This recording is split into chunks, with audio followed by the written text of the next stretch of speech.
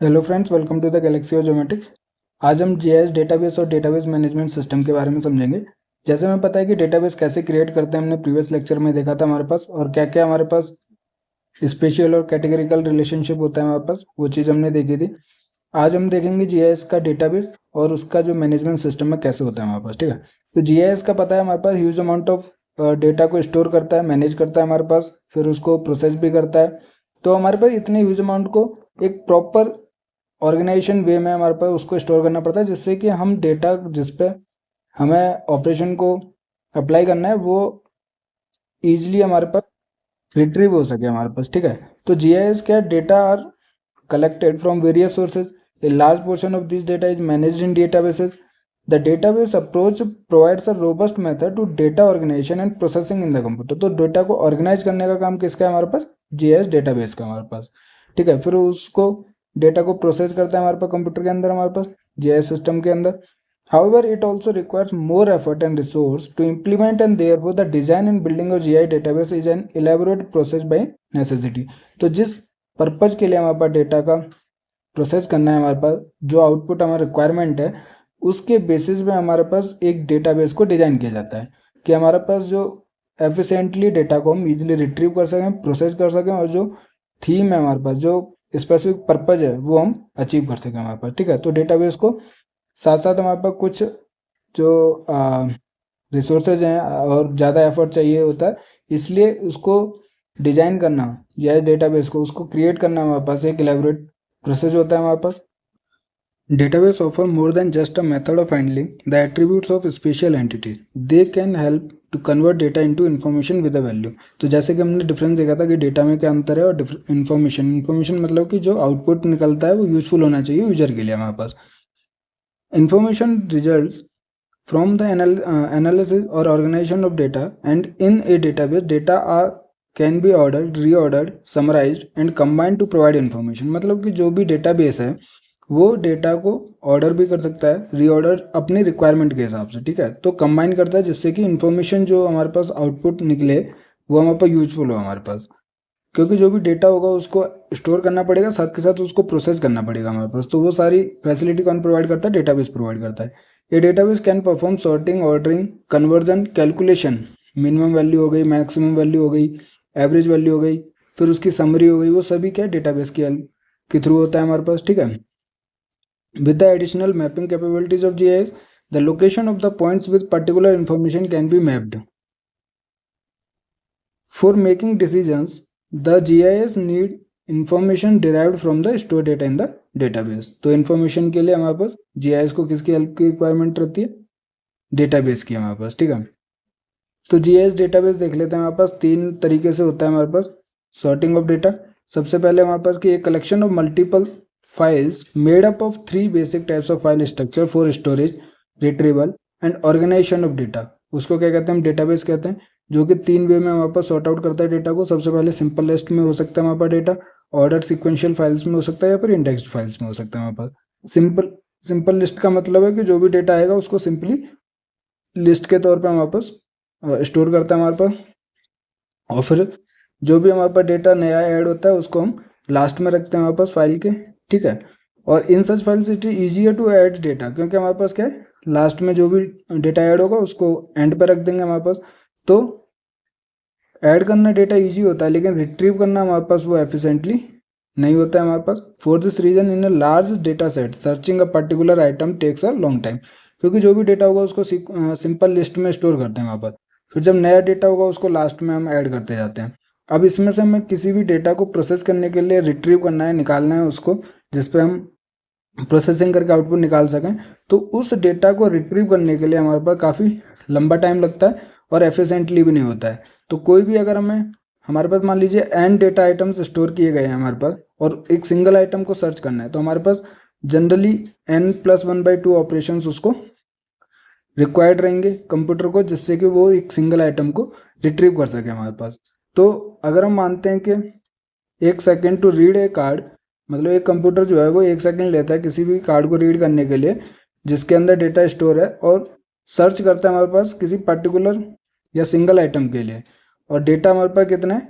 2 lakh cards हैं हमारे पास, तो उसको कितने ऑपरेशंस परफॉर्म करने पड़ेंगे एक सिंगल आइटम को सर्च करने के लिए, n+1/2। n यहाँ पर कितना है 2 लाख, 2 लाख प्लस 1/2 मतलब अप्रोक्सीमेटली 27 आवर से भी ज़्यादा उसको लग जाएगा हमारे पास अगर सिंगल आइटम को सर्च करना है। अगर एक आइटम को कार्ड रीड करने के लिए हमारे पास, एक कार्ड को रीड करने के लिए 1 सेकंड लगता है, तो हमारे पास इतने नंबर ऑफ सेकंड्स हो जाएंगे। उसको आवर्स में चेंज किया तो मतलब मोर देन 27 आवर्स हमारे पास एक सिंगल आइटम को 2 लाख डेटा के लिए रिक्वायरमेंट रहेगी कंप्यूटर को डेटा को रिट्रीव करने के लिए हमारे पास, ठीक है। तो ये सिंपल लिस्ट का तरीका है। तो हमारे पास it obviously shows the need of an organised database. तो सिंपल लिस्ट में अगर वो स्टोर करता है तो हमारे पास ऐड करना डेटा तो ईजी रहता है, लेकिन हमारे पास जो रिट्रीविंग रहती है वो एफिशिएंटली नहीं रहती है हमारे पास सिंपल लिस्ट के केस में।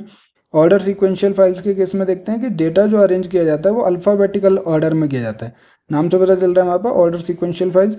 तो जो डेटा आइटम्स होते हैं वो अरेंज किए जाते हैं alphabetical order as in telephone directory. तो जब मतलब टेलीफोन डायरेक्टरी के बेसिस पे अल्फ़ाबेटिकली डेटा को स्टोर किया जाता है, तो नॉर्मल स्ट्रेटेजी क्या होती है वहाँ पर, डिवाइड एंड कनकर अप्रोच। तो जब कंप्यूटर हमारे पास किसी भी सिंगल आइटम के लिए सर्च करता है या फिर डेटा को रिट्रीव करता है तो वो डिवाइड एंड कनकर अप्रोच करता है। मतलब कि वो स्टार्टिंग या बिगिनिंग से हमारे पास डेटा को सर्च करना स्टार्ट नहीं करता है हमारे पास, वो मिडल से स्टार्ट करता है।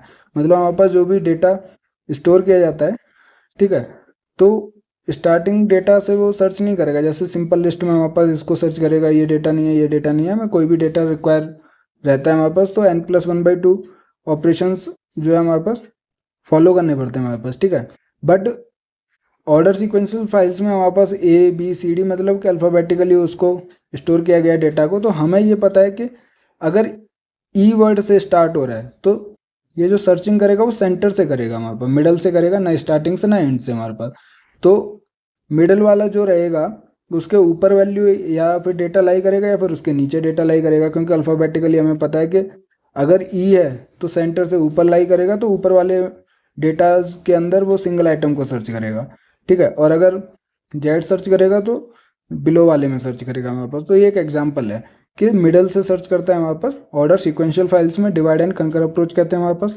If the desired value do not match the search proceed to find whether the required items अगर बिफोर और आफ्टर द मिडल एलिमेंट, मतलब अबव लाई करेगा या फिर बिलो लाई करेगा हमारे पास। तो the appropriate half of the file is retained and the search repeated until the item has been located, ठीक है। तो फिर वो आधे वाले आइटम्स में या तो ऊपर या नीचे हमारे पास उसमें अपने सिंगल आइटम को सर्च करता है हमारे पास। Very often order sequential files are accessed by binary search approach. A binary search requires log to n+1 steps. तो जैसे हमने वहाँ पे देखा था n+1/2 ऑपरेशंस की रिक्वायरमेंट रहती थी हमारे पास स्टेप्स की, यहाँ पे बाइनरी सर्च होता है हमारे पास। तो बाइनरी सर्च मतलब log 2 वाला, तो log to n+1 स्टेप्स की ज़रूरत पड़ती है अगर किसी सिंगल फाइल को उसको सर्च करना है वहाँ पर। तो n की वैल्यू 2 लाख डेटा के लिए वहाँ पे मोर देन 27 आवर्स थे, ठीक है, एक सिंगल आइटम को सर्च करने के लिए 2 लाख डेटा के अंदर। यहाँ पे 2 लाख डेटा के अंदर हमें नियरली 2 आवर्स लगेंगे, ठीक है, अगर डेटा हमारे पास ऑर्डर सीक्वेंशियल फाइल में के बेसिस पे हमारे पास स्टोर किया जाता है या फिर ऑर्गेनाइज किया जाता है हमारे पास, मतलब कि अल्फ़ाबेटिकली उसको ऑर्गेनाइज किया गया है हमारे पास। तो फिर वो सर्च कैसे करेगा, बाइनरी सर्च करेगा हमारे पास log to n+1। तो हमारे पास जनरली 2 लाख डेटा के अंदर सिंगल आइटम को सर्च करने के लिए 2 आवर्स लगेंगे हमारे पास, ठीक है। तो सिंपल लिस्ट में हमारे पास 2 लाख डेटा के अंदर 27 आवर्स लग रहे थे, लेकिन हमारे पास ऑर्डर सीक्वेंशियल लिस्ट के अंदर हमारे पास 2 आवर्स लग रहे हैं हमारे पास, ठीक है। Assuming each operation take a second to perform, मतलब वहाँ पर भी 1 सेकेंड लिया था हमने, यहाँ पर भी 1 ही सेकेंड ले रहे हैं, उस रेस्पेक्ट में वहाँ पर 2 घंटे लग रहे हैं हमारे पास, ठीक है। In order sequential files whenever a new item is added an extra space for it is created before inserting it, but the advantage is that stored item can be searched faster। तो जो भी नया item add करना है alphabetically उसको store करना पड़ेगा, तो सबसे पहले उसके लिए एक्स्ट्रा स्पेस क्रिएट किया जाता है जहाँ पे उसकी जगह बनती है यहाँ पर अल्फ़ाबेटिकली या फिर ठीक है। तो एक्स्ट्रा स्पेस करने के बाद उसको इंसर्ट किया जाता है। तो इसमें ये फ़ायदा है कि जो भी नया आइटम ऐड कर रहे हैं हम, वो हमारे पास क्या होता है, जल्दी से हम उसको सर्च कर सकते हैं हमारे पास। इसमें एक ये भी फ़ायदा है हमारे पास, ठीक है। इंडेक्स्ड फाइल होता है थर्ड। तो इंडेक्स फाइल में के अंदर क्या होता है कि इन geographical information the individual item, जैसे पॉइंट हो गया, लाइन हो गया, एरिया हो गया, हमारे पास ये जियोग्राफिकल फीचर्स को रिप्रेजेंट करता है हमारे पास। carry information about the associated attributes in addition to an identification number or name of the key attributes। तो इंडेक्स फाइल में हमारे पास की हम दे देते हैं, जो भी हमारे पास फीचर या डेटा होता है हमारे पास, जैसे अगर point data, line data, area, तो किसी ना किसी फीचर को रिप्रेजेंट करेगा तो उसकी क्या हमारे पास एक स्पेसिफिक आईडी रहती है हमारे पास, ठीक है, या फिर उसका नाम रहेगा हमारे पास, उसके बेसिस पे हम उसको की एट्रीब्यूट्स कहते हैं, ठीक है। Typically a search will consist of finding the entities that match A selected set of attribute criteria. तो जब हमें डेटाबेस के अंदर किसी सिंगल एंटिटी या फिर सिंगल डेटा को सर्च करना होता है तो हम उस की को सर्च करते हैं हमारे पास, ठीक है। तो search will consist of finding the entity that match selected set of attribute criteria हमारे पास, क्योंकि ये जो की एट्रीब्यूट्स हैं हमारे पास वो स्पेसिफिक आइडेंटिफिकेशन नंबर है। In most cases a large number of attributes are linked to an entity. हो सकता है कि हमारे पास एक सिंगल एंटिटी के साथ नंबर ऑफ एट्रीब्यूट, मतलब उसके जो फीचर्स हैं, करेक्टरिस्टिक्स, इन्फॉर्मेशन है, वो ज़्यादा हमारे पास अवेलेबल हो। A more efficient method of search is required to find out specific entities with associated cross-referenced attributes हमारे पास। This requires another database strategy of search procedure, ठीक है। तो स्पेसिफिक एंटिटी के लिए सर्च करेंगे और फिर उसके जो भी क्रॉस रेफरेंस्ड एट्रीब्यूट रहेगा उसके लिए सर्च करेंगे, तो ये हमारे पास जल्दी सर्च हो जाता है हमारे पास अगर हम इंडेक्स फाइल के अंदर सर्च कर रहे हैं। तो ये तीन तरीके हैं हमारे पास, एक है हमारे पास सिंपल लिस्ट, दूसरा हमारे पास सिक्वेंशियल ऑर्डर, और तीसरा हमारे पास इंडेक्स्ड फाइल है हमारे पास, ठीक है। Order sequential file, indexed file. अब जैसे डायरेक्ट फाइल्स देखते हैं हमारे पास कि there are two ways of speeding up the access of the to the original data file as indexed file. If the data items in the files themselves provide the main order of the file then the files are known as direct files. अगर हमारे पास directly provide हो रही है information, मतलब कि जो data item है वो क्लियरली हमारे पास मेन ऑर्डर में स्टोर किया जा रहा है, तो उसको हम डाटा फाइल्स कहते हैं, डायरेक्ट फाइल्स कहते हैं। जैसे कि हमारे पास आइटम की हमारे पास ए हो गया, बी हो गया, सी हो गया, उसका रिकॉर्ड नंबर देख लिया 1 है, फिर n+1, n+1+1 ऐसे ही हमारे पास स्टोर किया जाता है। तो फाइल आइटम हमने प्रोवाइड किया कि A1, A2, A3, ऐसे ही सिमिलरली हमारे पास B1, B2, B3। तो ये क्या है हमारे पास कि सिंगल जो डायरेक्ट फाइल्स के अंदर क्या होता है कि डेटा आइटम्स होते हैं फाइल्स के अंदर, वो हमारे पास मेन ऑर्डर ऑफ फाइल को मेंटेन करते हैं हमारे पास, जिससे कि हमारे पास एक्सेस करना डेटा का स्पीडिंग अप हो जाता है, मतलब फास्ट हो जाता है हमारे पास। जैसे कि हमारे पास मान लीजिए कि ए जो है वो ट्री को रिप्रेजेंट कर रहा है, तो डिफरेंट टाइप्स ऑफ ट्रीज होते हैं, उनको अलग से एक फाइल आइटम वो खुद ही मेंटेन कर रहा है हमारे पास, मतलब कि उसके फीचर्स के हिसाब से अगर हम डायरेक्टली उसको मेंटेन कर रहे हैं तो वो डायरेक्ट फाइल्स हो जाएगा, और उसको उस की के बेसिस पे अगर हम सर्च करेंगे तो स्पीड, मतलब कि फास्टली सर्च हो जाएगा वहाँ पर। इन्वर्टेड फाइल के अंदर देखते हैं कि another approach of locating items in the main file may be specifying the location according to the topic given in a second file known as inverted file। Inverted file के अंदर हमारे पास क्या होता है कि जो भी फीचर्स अवेलेबल है हमारे पास उसके रेस्पेक्ट में डिफरेंट एट्रीब्यूट्स अवेलेबल रहेंगे, मतलब करेक्टरिस्टिक्स रहेंगे, तो उनको टॉपिक के बेसिस पे या फिर उनके एट्रीब्यूट्स के बेसिस पे हम उसको क्लासीफाई करते हैं। जैसे सॉइल नंबर 1 हो गया, मतलब कि ये सॉइल की प्रोफाइल 1 हो गई, 2 हो गई, 3 हो गई, 4, 5, मतलब 5 टाइप्स ऑफ सॉइल हो गई, जिसका हमारे पास क्या है, सॉइल ग्रुप है हमारे पास है ABCDE। फिर उसका ड्रेनेज है कि सॉइल ए का या फिर सॉइल प्रोफाइल नंबर 1 का जो ड्रेनेज है अच्छा है, पुअर है, गुड है हमारे पास, ठीक है। तो ये एट्रीब्यूट्स को रिप्रेजेंट कर रहा है। उसकी डेप्थ हमारे पास है, pH वैल्यू है हमारे पास, इरोजन हो रहा है नहीं हो रहा है हमारे पास, ठीक है। तो उसके बारे में जो फीचर्स हैं हमारे पास उसके रेस्पेक्ट में हम सॉइल प्रोफाइल नंबर प्रोवाइड कर रहे हैं हमारे पास। तो another approach of locating items in the main file में बी स्पेसिफाइंग द लोकेशन, मतलब लोकेशन और उसके attributes according to the topic given in the second file. तो सेकंड फाइल जो है हमारे पास वो उसके एट्रीब्यूट्स को रिप्रेजेंट कर रहा है और उसके रेस्पेक्ट में स्टोर कर रहा है हमारे पास, तो वो इन्वर्टेड फाइल है। उससे अच्छा है हमारे पास इंडेक्स इन्वर्टेड फाइल। इसके अंदर क्या होता है कि another approach of search could be perform an initial sequential search on the order of on the data for each property by arranging the data in the file called index inverted file। जैसे हमने inverted file में देखा कि हम soil profile number के basis पे उसको search कर रहे हैं, बट इंडेक्स इन्वर्टेड फाइल में हम एट्रीब्यूट के बेसिस पे हम उसको क्लासीफाई कर रहे हैं। जैसे कि इस टेबल के अंदर देखते हैं, तो सेम डेटा हमारे पास जो इन्वर्टेड फाइल के अंदर था, तो जो हमारे पास गुड ड्रेनेज वाली सॉइल्स थी, जैसे कि हमारे पास सॉइल प्रोफाइल नंबर है हमारे पास यहाँ पे, क्योंकि हम एट्रीब्यूट के बेसिस पे इसमें सर्च करते हैं हमारे पास, ठीक है, इंडेक्स इन्वर्टेड फाइल में। तो इसमें देख सकते हैं हमारे पास कि ड्रेनेज कौन कौन सी सॉइल प्रोफाइल का अच्छा है, एक तो 1 का है, एक 2 का है और एक हमारे पास 5 का है। हमारे पास 3 और 4 का हमारे पास पुअर है, ठीक है। तो अगर देखेंगे कि गुड ड्रेनेज वाली 1 2 5 है हमारे पास, पुअर ड्रेनेज वाली 3 और 4 है, वैसे ही डीप कौन सी सॉइल थी हमारे पास और शैलो कौन सी थी उसके रेस्पेक्ट में। इरोजन यस वाली हमारे पास 1 और 5 थी, पीएच वैल्यू लेस देन 5 के लिए 1 और 5 सॉइल थी हमारे पास। तो इसमें जो स्टोर किया जा रहा है डेटा प्रॉपर्टी के बेसिस पे हमारे पास, और प्रोफाइल ऑफ सॉइल हमारे पास डिफरेंट है। इसके बेसिस पे अगर हम प्रॉपर्टी के बेसिस पे सर्च करते हैं तो वो इंडेक्स इन्वर्टेड फाइल होता है हमारे पास, ठीक है। तो इसके अंदर क्या है कि though the indexed files permits rapid access to the database, they have inherent problems when used with files in which records are continually being updated by adding or deleting the records such as an interactive mapping system। तो index file में जो हमने देखा था soil profile के basis पे और उसके एट्रीब्यूट्स के बेसिस पे वो हमारे पास सर्च तो फास्ट करता है हमारे पास, बट जब हम डेटा को कंटिन्यूसली अपडेट कर रहे हैं, हमारे पास कोई भी ऐसा डेटा है या रिकॉर्ड है जिसको हम डिलीट कर रहे हैं बार बार या फिर ऐड कर रहे हैं हमारे पास, तो वो अपडेशन जो है वो प्रॉब्लम क्रिएट करती है हमारे पास। उसके रेस्पेक्ट में हमारे पास इंडेक्स फाइल वहाँ पे इफेक्टिव नहीं रहता है हमारे पास। अपडेटिंग और records in direct files requires that both the file and it's index must be modified. तो डायरेक्ट फाइल्स में जब हम स्टोर करते हैं डेटा, वहाँ पे उसका इंडेक्स भी मॉडिफाई होना चाहिए और साथ के साथ उसकी फाइल भी अपडेट होनी चाहिए हमारे पास, ठीक है। When new records are return to a file accessed by an inverted file index, the new record does not have to be placed at a special position। और जब हमारे पास इन्वर्टेड फाइल इंडेक्स के अंदर कोई नया रिकॉर्ड या नया data add किया जाता है हमारे पास, तो वो एक स्पेशल पोजीशन पे नहीं प्लेस किया जाता, जहाँ उसकी रिक्वायरमेंट है, जहाँ उसकी पोजीशन बनती है वहाँ पे प्लेस किया जाता है।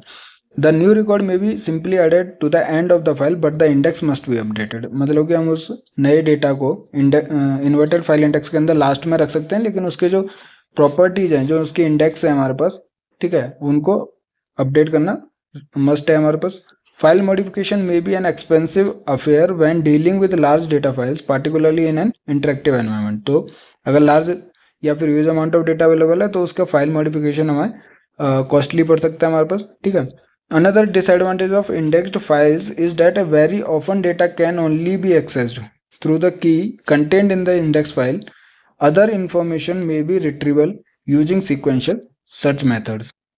तो इंडेक्स जो फाइल्स हैं हमारे पास, इंडेक्स इन्वर्टेड फाइल्स हो गई या फिर हमारे पास इंडेक्स फाइल हो गई हमारे पास जिसमें डेटा स्टोर किया जाता है, उसमें एक और हमारे पास डिसएडवांटेज है कि ये जो की के बेसिस पे हम सर्च कर रहे थे एट्रीब्यूट्स के बेसिस पे, उससे हमारे पास कम डेटा सर्च होता है, लेकिन जब हम सिक्वेंशियल सर्च मेथड यूज करते हैं हमारे पास, तो उससे हमारे पास अदर इन्फॉर्मेशन भी रिट्रीव हो सकती है हमारे पास, ठीक है।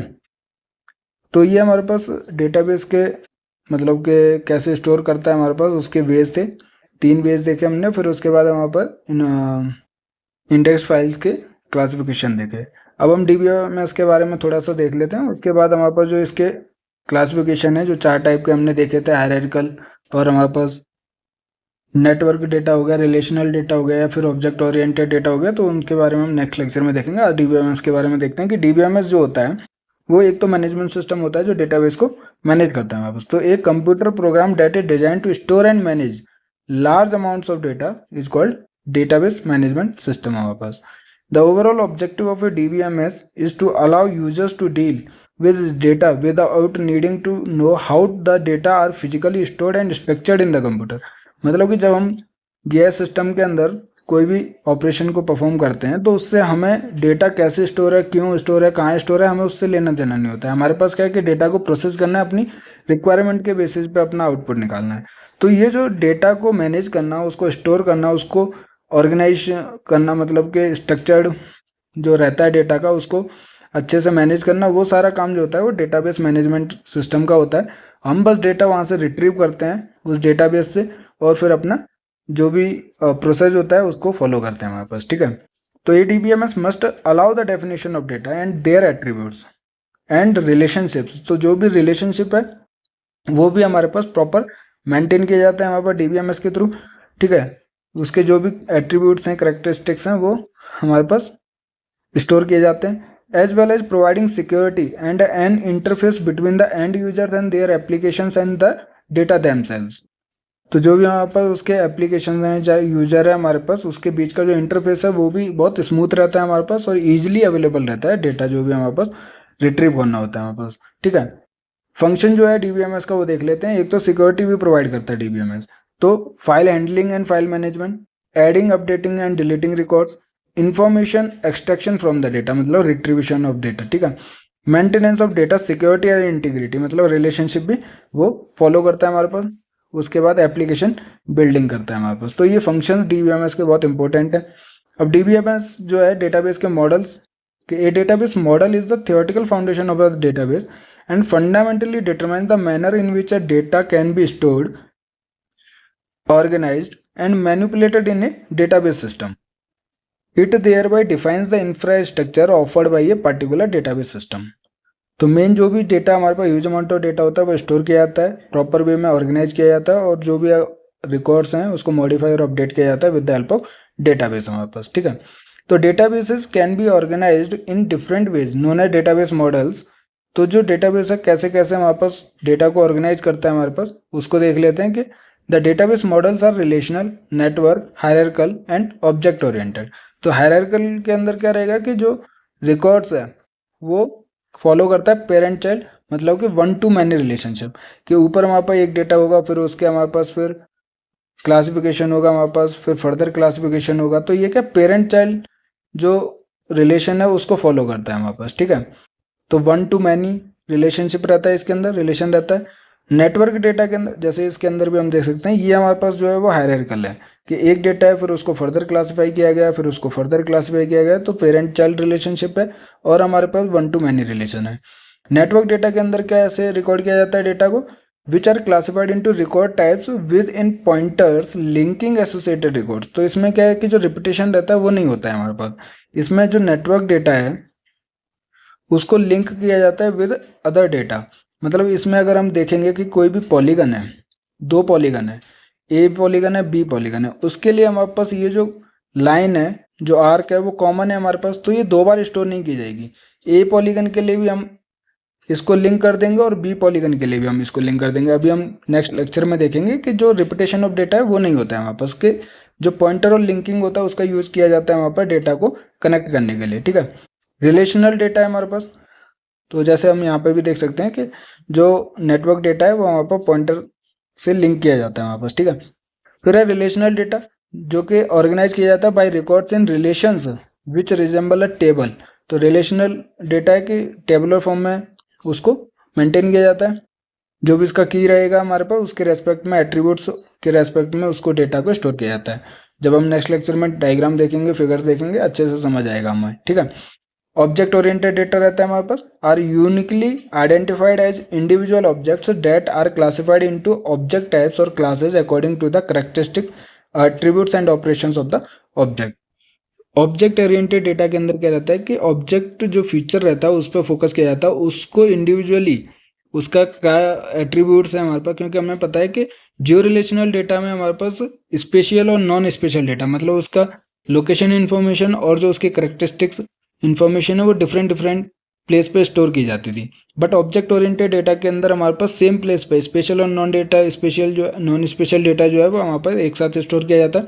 इसका मतलब क्या है कि इंडिविजुअल ऑब्जेक्ट्स के बेसिस पे हमारे पास उस डेटा को स्टोर किया जाता है कि वो हमारे पास कौन से टाइप ऑफ क्लास का है हमारे पास, और उसके करेक्टरिस्टिक्स जो हैं एट्रीब्यूट्स और ऑपरेशंस वो एक साथ स्टोर किए जाते हैं। जैसे इस फिगर में देख सकते हैं हमारे पास कि उसके एट्रीब्यूट्स भी और हमारे पास उसका क्लास नेम या फिर जो भी ऑपरेशंस उस फीचर के ऊपर या फिर ऑब्जेक्ट के ऊपर अवेलेबल है उसके रिलेटेड है वहाँ पर, वो एक साथ स्टोर किए जाते हैं वहाँ पर ऑब्जेक्ट ओरिएंटेड डेटा में, और उसी के रेस्पेक्ट में वहाँ पर डेटा को एक दूसरे से रिलेशन जो भी स्पेशल रिलेशनशिप रहता है उसको फॉलो किया जाता है वहाँ पर। तो इसके बारे में भी हम अच्छे से देखेंगे नेक्स्ट लेक्चर के अंदर। तो आज के लेक्चर में हमने डीबीएमएस का बेसिक देखा है, इसके जो 4 क्लासिफिकेशन है, जो इसके हमारे पास डेटाबेस मॉडल्स है हमारे पास 4, इनको अच्छे से एक्सप्लेन करेंगे नेक्स्ट लेक्चर के अंदर। तो आज का वीडियो में अगर कोई भी डाउट है आप हमें कमेंट कर सकते हैं, हमें टेलीग्राम और व्हाट्सएप चैनल पर भी फॉलो कर सकते हैं जिसका लिंक जो वीडियो के डिस्क्रिप्शन में मिल जाएगा। और अपनी गेट ज्योमेट्रिक्स की तैयारी ज्योमेट्रिक्स गैलेक्सी के साथ करते रहिए। Thank you.